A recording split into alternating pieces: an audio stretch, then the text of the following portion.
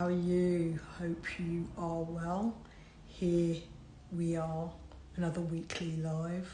Actually recorded one last night, and then at the end, through tiredness, I made a mistake, clicked on the wrong button and lost all my content. Rather than get angry about it, I accepted what is, with the intention of recording again. So what was I talking about for over 40 minutes that didn't record?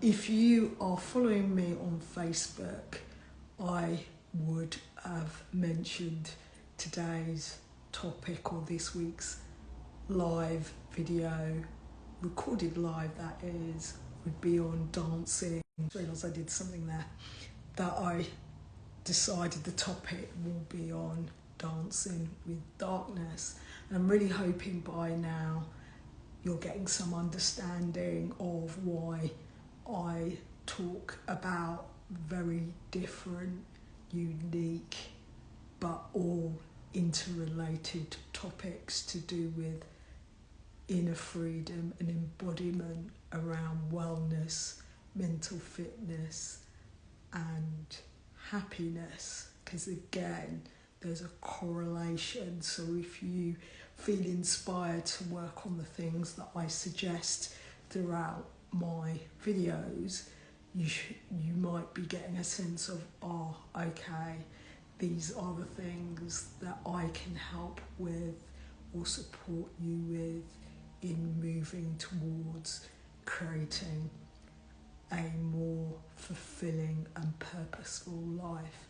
So without further ado, there's going to be times I'm going to refer to my notes. I've written a lot on this subject, and hopefully I'll be more succinct in the delivery. Welcome. So I asked the question, do you feel, actually, I'm starting to think, am I talking around the wrong topic? Oh, sorry. I just realised I went into something else. Dancing with darkness. Dancing with darkness, the intention of covering this topic in particular is understanding that we have a dark side. So although this topic will be seemingly heavy in nature, I want to assure you that if you are interested in personal growth, personal development and healing, this is a place I would strongly suggest you take a look at and work through, and I'll explain why, and it should become apparent as I progress the subject matter at hand. Like I said, we all have a dark side. And what I mean by dancing with darkness is sometimes we're not conscious of it, although we can appear to have it all together. There's ways that we're showing up that can be of impact to self and others that are less than favourable, undesirable, and could be getting in the way of better results, better outcomes. Because if you're following me, there's probably a sense of, I know I can do better, I know I have potential, I know there's more I want to achieve, there's more I would like to do, or alternatively I would like to focus on my health, but I'm not sure where to start. And there's plenty of videos now. When I last look, I've uploaded at least 76 onto YouTube, which I'm really chuffed at. My channel is growing. It's growing slowly, and I get that because of the frequency in which I'm delivering content. So I would invite you to take the time out to subscribe to my channel if you're liking what you're hearing, and also to comment if you're catching me live.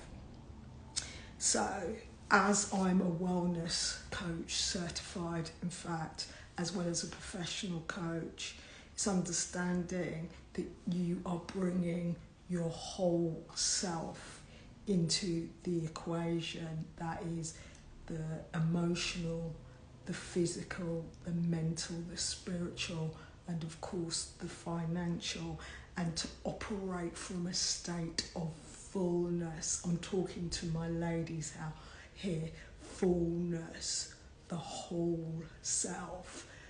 But when we're dancing with darkness, in other words, the shadow, in spirituality terms, shadow work that needs to take place to integrate the parts of you that operating on an unconscious level, that is without your awareness, that automatic, are actually having an impact on your thoughts, your mind, the choices you make, your behaviours, your habits.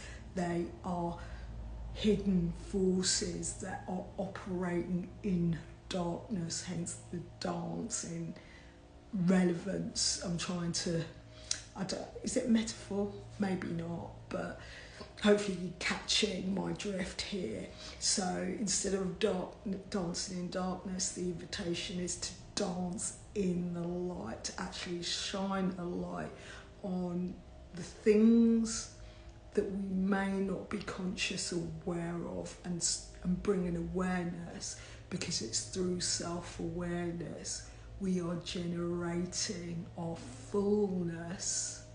We've got a better chance of being more successful in our endeavours and reaching our potential.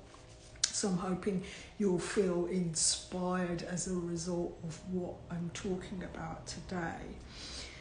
So there's parts of us that exist in the shadows, as I mentioned before, and those aspects of us need to be brought to light. And again, I'll explain in further detail why that is. And what I'm referring to you about is there's parts of you that you would have denied, suppressed or dismissed, and it's also the side that society deems as negative, as bad, as wrong.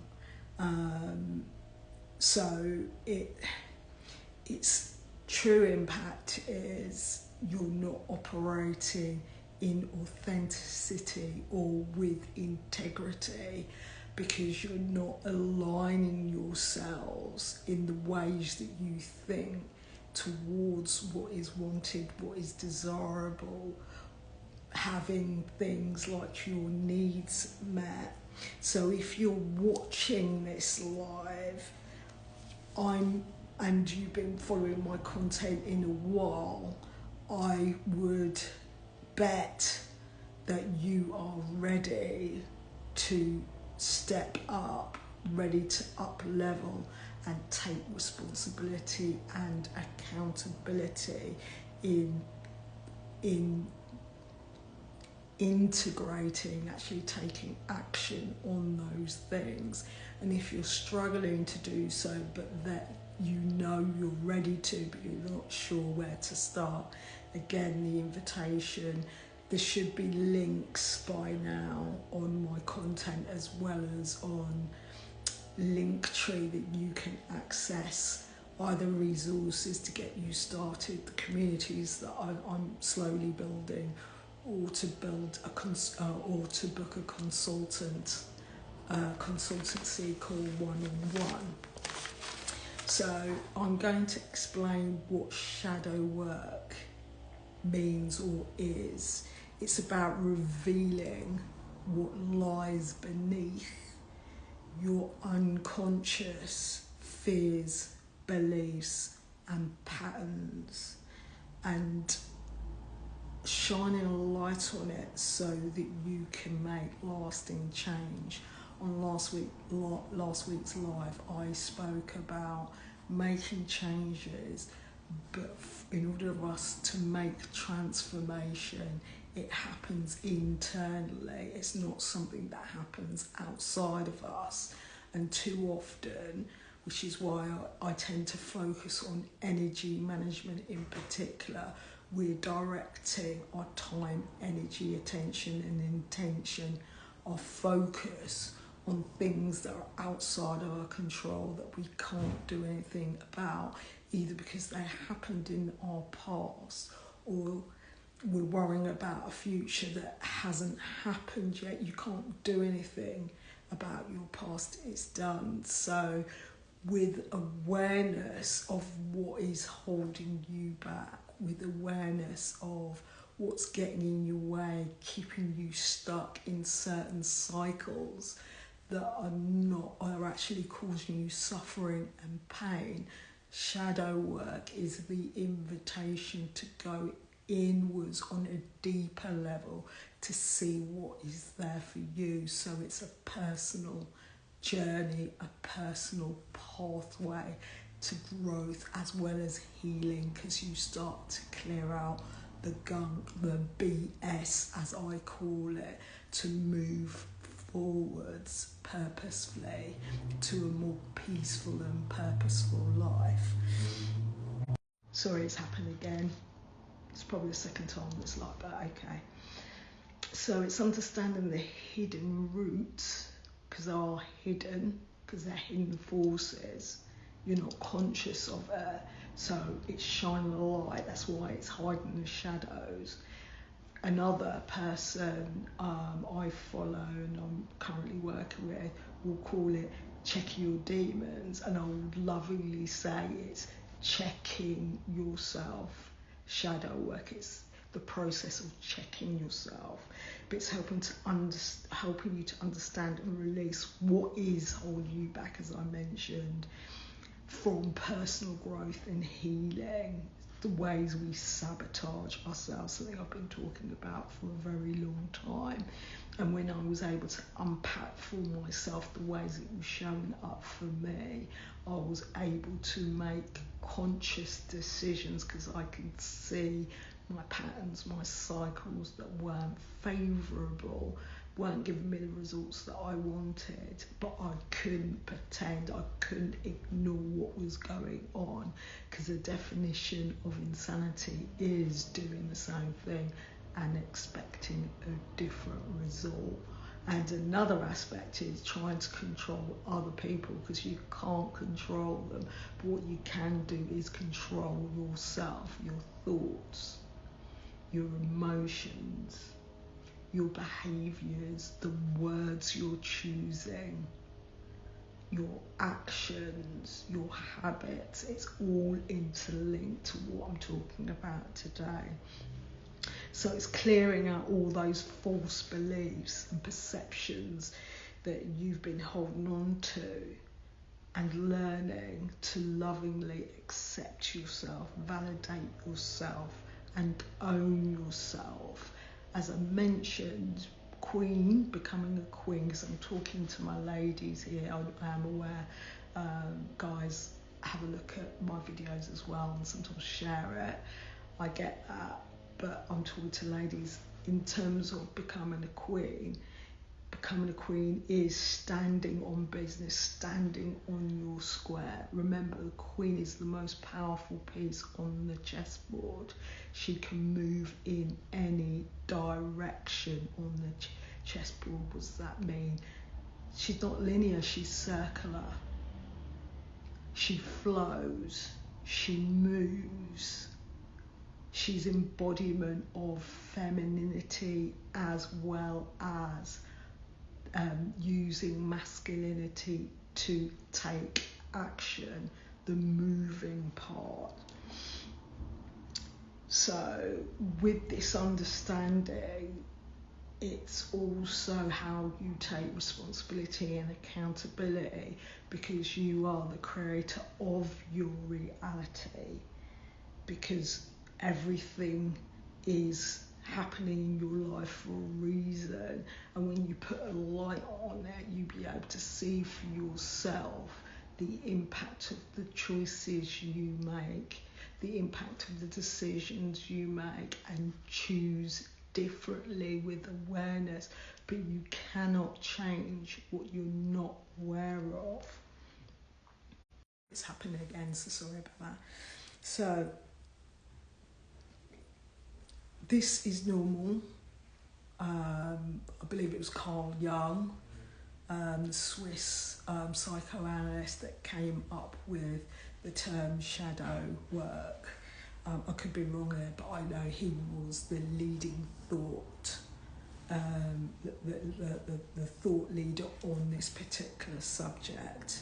So there's plenty of resources there you can take a look at, but I'm trying to distill for you some semblance of what it is and how it might present and what you might want to look at to take steps to move towards shining a light, so that you're dancing in the light instead of dancing in the darkness. That makes more sense to me, because as anybody that knows me, I love dancing, I love music.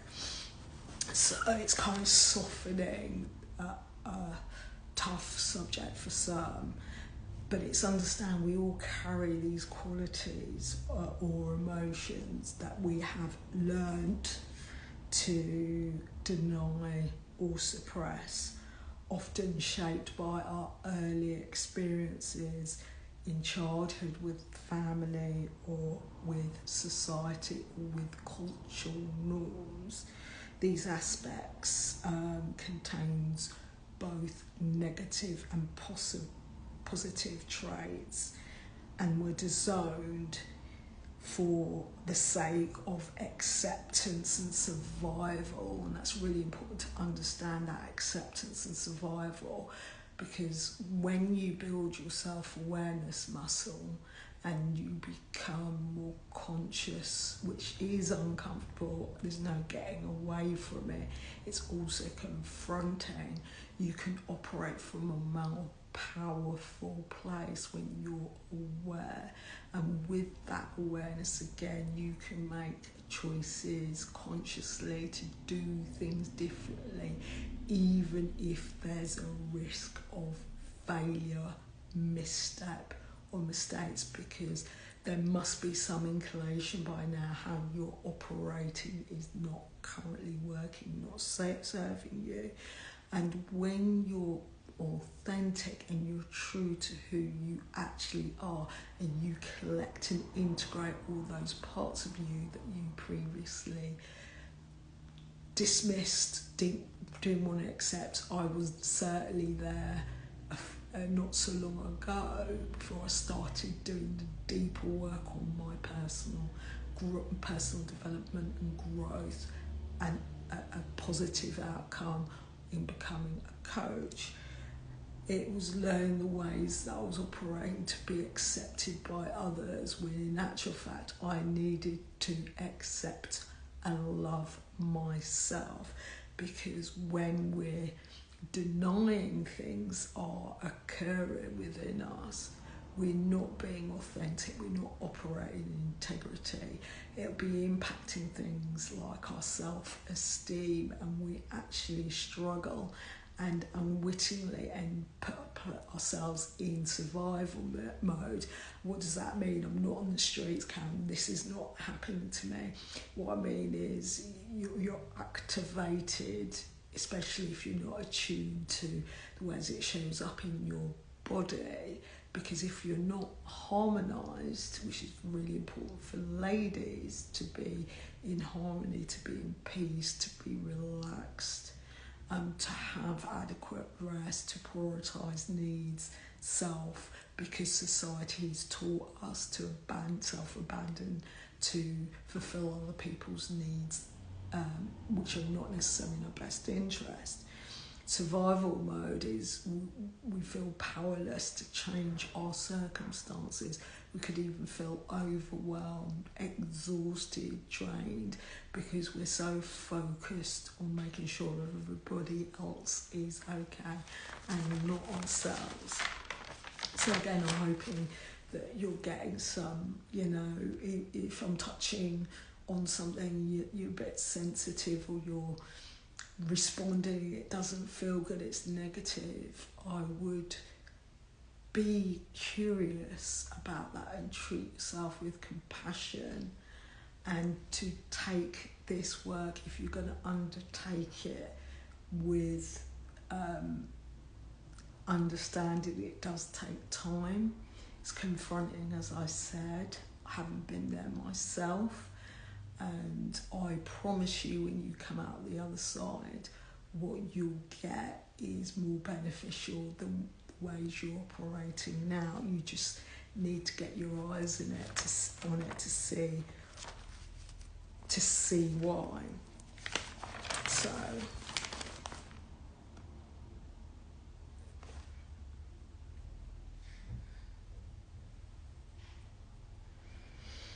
I'm also here to tell you that you don't need to fear taking time out for yourself. Don't feel the guilt or shame. You are your biggest priority. You are your best project. And taking time for yourself to focus on your wellness, your health, should be top priority, because nobody else can do it for you. And only you can and must do it for yourself, because you will operate from a full cup, from a place of fullness, and the way you give, you will multiply tenfold.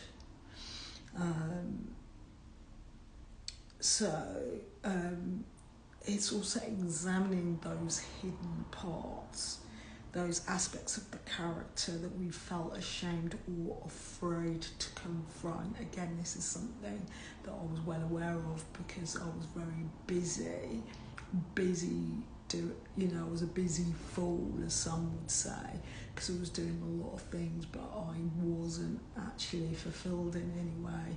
It was draining me, it was causing me to burn out. I didn't have a direction, I didn't know where I was going, I didn't even know who I was, because I was so disconnected from self.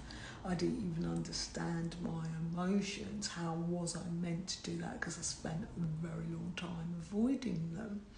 So by acknowledging these parts within, you can begin the process of acceptance and integration, some of which can be hard.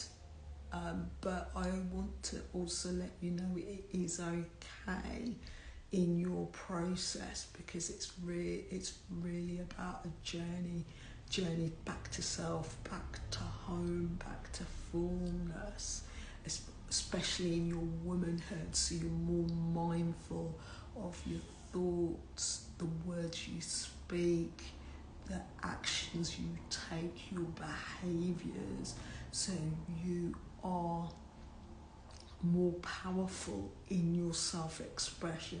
You're true to who you are. You can operate effectively, communicate effectively, and if needs be, put up boundaries, which are not walls. They're sacred invitation of engagement, and people will either meet you there or then they don't, and that is okay. If they don't, you get to decide their level of participation in your life as a consequence, because queens do uphold their boundaries, and when they stand up on their square, they're not frightened to walk away from those that do not respect them in their expression. So it's also about not placing a judgment or criticism in what's coming up for you. I've mentioned on previous lives about the inner critic, that voice, that harsh voice that tends to beat us up, that tends to tell us we're wrong. I mean, it's one thing if it's others doing it to us, but when it's coming from internal, because we're mindful, hopefully if you've been doing a better work on yourself, you be aware of how that voice sounds. I know how mine sounds, so I challenge it more. I'm like, okay, this is the critical Karen that's trying to beat me up over a step or mistake or how I showed up, and know that next time I can do better because I'm more aware of my shadow aspects and how that makes an impact on me or the impact on others that are not favourable, not desired. So it's the voice that says, oh, we've fallen short, that's not possible for us. Again, it's a loving invitation with acceptance, understanding and acceptance. We can then say, okay, what we can do now is move powerfully forward because we're making more choices from a conscious place, a mindful place, rather than the mindless place, which is why I keep on going on about taking yourself off of autopilot.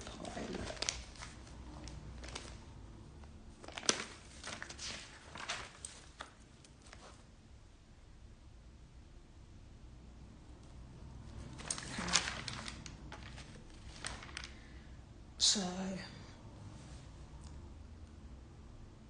when we start this work, this dancing in the light as opposed to dark in the darkness, because we shine the light on our fears, our beliefs, our patterns, and we're building our self-awareness muscle, we get to release patterns because therefore we're creating space within ourselves, because it's not about controlling what's going on outside of us.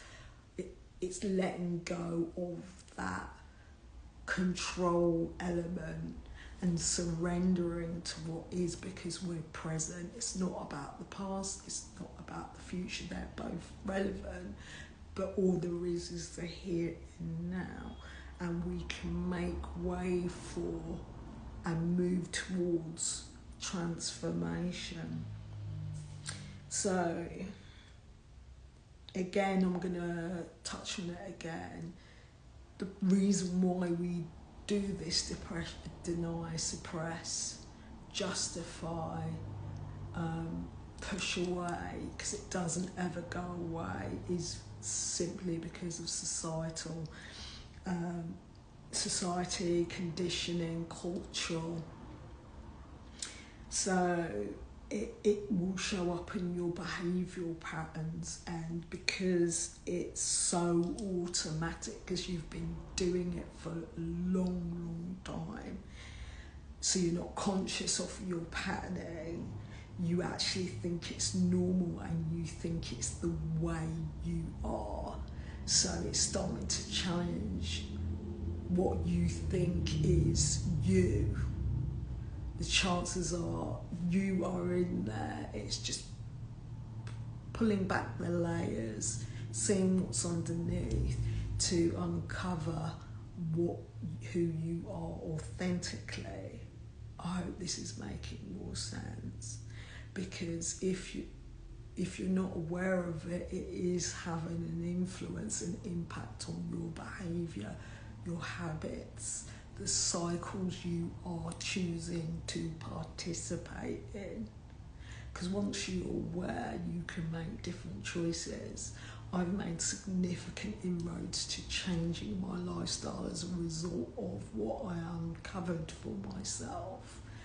And I like to think I make a stand for what is possible, like moving, making a big move, learning to become a cycle ride leader, which I love, going out into communities, going into schools to talk to children about cycling, because also it has encouraging more people to cycle instead of using the cars, a better impact on the environment and taking care of Mother Earth. So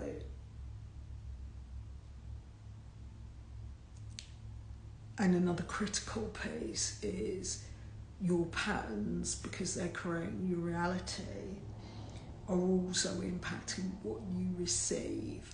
Again, because of the changes I make and have made in my life, I was able to receive better quality experiences because I was able to tap into the ways I was showing up that I could be unwittingly getting in the way of receiving goodness, because there was a part of me that didn't think I was worthy or enough to do so. So when you understand how you're creating your reality, or the reality how you perceive it, you can understand why some things are happening the way they are, and actually do whatever reparation is required to make the course correction. It's very powerful work. So you stop doing the things that are causing you stress, causing you struggle, the areas where you feel stuck and you can't move forward because you're moving with greater peace, better clarity, mental clarity. Emotionally, you're releasing, you're letting go of what no longer serves you. Some call it the stoic sort of approach, where you just detach because you know it's not for you. So if it's not for you, you do not need to give it any more attention, any more focus, and you can redirect lovingly your intention onto what matters. So again, this is where, because you're building your awareness with consciousness, you are able to start weeding your garden. You start pulling out what's in the shadows and start dancing with it. It's an interplay, and you can see it as a means of, okay, letting go of the heaviness of everyday life, because it can get heavy, it can get laborious. But when you trust yourself a little more, give yourself permission to do this kind of letting go, surrendering, putting more presence, mindfulness to the choices and decisions, you get to express yourself in different ways. You can tap into your imagination, your creativity, have more fun, more spontaneity, because you feel lighter, more vitalised as a result. So again, going back to the darkness, what do you mean, Karen? We deny things like we get angry, we get jealous, that we get greedy, that we covet people's things. Again, I know this is true for me on reflection, and how that impacts you is you could feel a certain way when you see somebody getting a thing that you actually think you should be getting. Understand that carries, it's not good for you energetically. I hope you're hearing me on this. It's lowering your vibration. It's not coming from a place of love. It's coming from a place of scarcity, lack. So when you recognise the ways it shows up for you, you can understand it doesn't diminish me, that person having that thing. And maybe my decision is I do the work to get that thing also, if it's actually relevant to me. I hope that makes sense. I know I'm keep on doing that, so I apologise. So if there's pauses in this video, you know why. It's every time I touch the AirPods. So it's not inherently bad or evil. It just needs to be integrated. You just need to bring it in, your parts, to yourself, and do so with awareness, so that you can make improvements, so that you're a better person than you was the day before. Also understand your best will look different from moment to moment, day to day, week to week, month to month, year to year, because you're going to get unforeseen challenges and obstacles in your way. So resilience is one of the ways you're able to overcome it, because you're more likely to know what's in your toolkit, so that when you come up against something that's difficult, you will perhaps react or respond to it differently than you have done with the past, because you're more aware of what is potentially there when you experience such a thing, particularly if it's a pattern or a cycle that you're familiar with but you're just not committed to. So what are the benefits? What are the benefits of dancing the light as opposed to dancing the darkness? And this is, again, we operate in the shadows. There's aspects of us that, or qualities that are in the shadows. What is the benefits, Karen, of taking a deeper look, going inwards and really unpacking for us what's coming up for us? Increased self-awareness. I've mentioned this quite several times. You can't control anybody but self. When you do the work, you realise it's much better that way anyway. No one is responsible for your happiness. No one's responsible for no one's responsible for you apart from you. It's different with children, but you are responsible for you.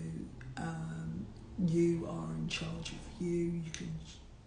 You can course correct at any time, no matter how difficult it is. I've done it. I've done a lot of course correcting in my behaviours, especially ones which were impulsive in nature. Impulsivity and reactivity, that's why I did a video on that. I invite you to take a look. And it's one of the ways that you can make different decisions and choices. You choose wisely, you choose with wisdom, because wisdom is very feminine. And you will also gain deeper insights into your motivations, your fears, your desires, and how they contribute to the decisions you make, the choices you make. Because sometimes you recognise those parts of you that's operating in darkness. Sometimes your decision making can be not in your best interest, so it's worth taking a look at that. So when you realise you're motivated out of a need to be validated by somebody else, and remember, if someone's got the power to feed you, they've also got the power to starve you, which is why you learn to validate, appreciate, validate, and be there for yourself, because you are the common denominator in all the relationships. And moving away from the control of others and noticing the ways in which you're trying to control, manipulate, or even use dark psychologies on others is something to stop. But you need to see it before you be able to make those changes and start to do so comfortably. I'd also reference David Goggins, the book I read. I've finished that book, excellent book. He danced with his darkness. There was even an example he cited, because I'm doing my level best not to give away what the book's about, but there was one instance when he realised the impact of his thinking during a race, which made an impact on his outcome. And because he was able to review his tapes on, this is my language, not his, reviews his tapes, because it's good to reflect what could have done differently or better, or take it as a sign to stop. That was something he realised he needed to stop, because it wasn't serving him, that type of thinking. And also that reminds me to go back to a mindset to apply. when it comes to shadow work, to be neutral. What do you mean, Karen? Because you're putting out the way judgment, putting away criticism, and neutral is taking an objective look at what you're seeing when you start to see it, because you're bringing the unconscious to conscious, because these are automatic patternings, they're happening without your awareness. So when you're aware of it, you can only change what you're aware of. But by being neutral means you're not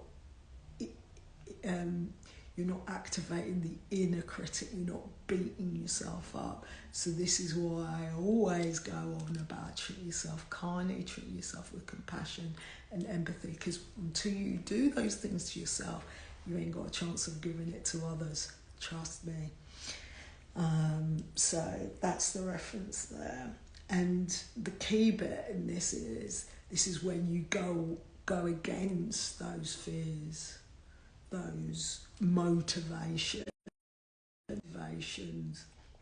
those desires, particularly if they're lower in nature, and those impulses to do something that feels automatic because it is very familiar. You've been doing it for a long time, like I said. And mindfulness is a great practice to endeavour, because you're engaging the mind, you're engaging the critical thinking, you're analysing, you're judging the impacts, you're taking a closer look. Is this something I really need to do? So start challenging yourself from a healthy place, using a neutral mindset to do so. Another one is it improves your relationships. You really do take a closer look at how you're showing up in them. And you start to recognise, are my relationships operating in equanimity? Are they reciprocal in nature? If they're one-sided, I invite you to take a look at that. I know a lot of my relationships have dropped off, some of which by natural way of, I've moved, I'm not in London anymore, but also it's understanding people move on. There's a time, season, lifetime thing. So everybody's on their own journey, and that's okay. But it's also understanding some relationships may not be healthy ones to maintain, and it's okay for there to be, okay, this isn't working, and to part company. Also, emotional health, there's a big benefit to the work, because you're better control yourself, how you show up. You stop worrying about things that are outside of your control. I know this was a big piece for me. I was heavy on the anxiety. I was heavy on the overthinking, particularly when I started to write out and I'm now at a stage where I can connect confidently to what I was thinking about, to what I created as a result of that. And I slow myself down. I practice the pause and more mindful. I don't always get it, but I'm quicker at linking back to, that was what I was thinking about at the time. Now I get why that happened and why I got the reaction. So now I learn from that, and sometimes it does require repair work. It's how I talk to myself, and I can say, okay, this is where you can do better next time. This is also where I can make a different choice in how I show up with that person. Or it could be, this is where I decide this isn't working, it's not for me, and I send them with love better than how I found them, but also taking my power back with it. So it's acknowledging the emotions that are repressed and starting to work with them and process them properly with awareness. And as the saying goes, let go, let God. And the last part is, with greater authenticity, you stop pretending that you're anything you stop pretending that you're not. Sorry, I'm trying to say this properly. You stop pretending you're things that you're not. I know this was another thing that was a big piece for me, because sometimes we can show up in a relationship and need to be needed and need to be wanted, accepted into groups. But when you realise there's certain groups that actually they're not for you, never was. I mean, yeah, and also some relationships when you actually take an observer look, which I'll encourage you to do, to observe your relationships very carefully, examine them very carefully. You understand better who you should be rather than what society, what your friendships want, because they're probably benefiting from you being a certain way that's not healthy. That's a possibility, or it could be the other way around. So it's understanding that and making corrections. So you also accept that you're emotional, especially women. That is okay to be emotional. And it's okay to have strong emotions like anger. It's what you do with it. If you're acting from a place of anger, that is something to look at. That's your shadow in play. Recognise it, see it for what it is. And to control self is to say, okay, this is the emotion that's coming up for me. It's strong in nature. The best thing for me to do right now is to take myself out of this situation and come back when I'm feeling calmer. That's okay to do. Or if a boundary is crossed, speaking up, speaking your truth, regardless of how it's received, and make a decision if how it's received is not what you were expected, or there's pushback. You can make choices from that space because you're in a healthier position to judge, okay, is it me or is it them? And to be objective about it, whilst also reasoning, okay, this is a consistent pattern, there's conflict. We're not showing up in our best as our best selves in this conflict to be able to resolve it. Maybe that there's a misalignment, and that is okay. There doesn't need to be hate. It's not about hate. It's actually loving, to actually accept this is who you are, this is who I am, but we're not getting each other, and I can't see without one of us dismissing who we are or self-abandoning to fix it. Do you get my drift now? Hopefully you will. So again, as you make these changes, and again, as you're more yourself, you're more true, you own who you are, the queen that you are, because you're operating in your fullness, your power,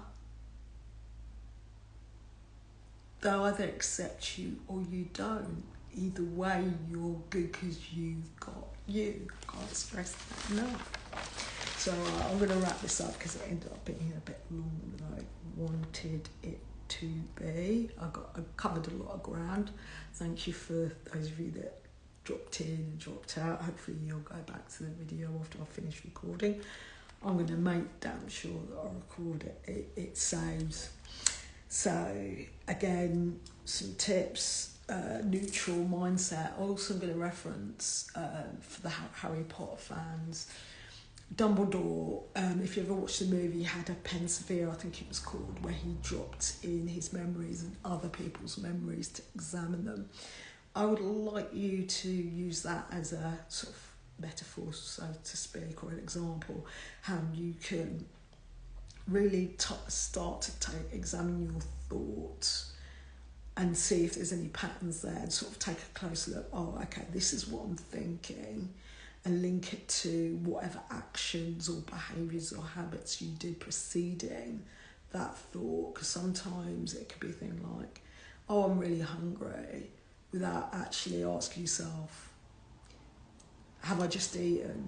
Is it because I've eaten something that actually has 0 calories and that's why I'm hungry? You know, that line of inquiry, that's what he did. He was seeing things from all angles, all perspectives, 360-degree view, because from there you might see something that you've not seen before, because you're not just accepting the thought and running with it. We've got to start challenging our thinking patterns, and also noticing your emotional triggers, especially the strong emotions, or what could be underneath them, because it's not usually about what's in front of you, what that person, if that's true for you, name it to name it, name it to tame it,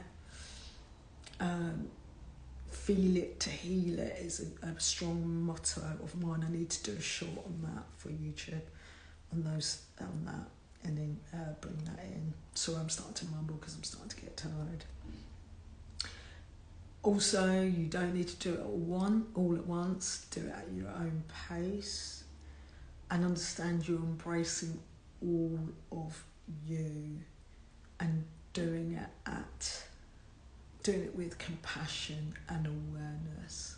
So I'm not going to do a roundup because I haven't got the time now. I'm out of time. Thank you for watching. Thank you for listening. If you've got value, I'd appreciate a comment, like, share. I'd also appreciate it if you would subscribe to my channel, or perhaps pass it on to someone you know that maybe need this resource as a support. Thank you for watching, thank you for listening.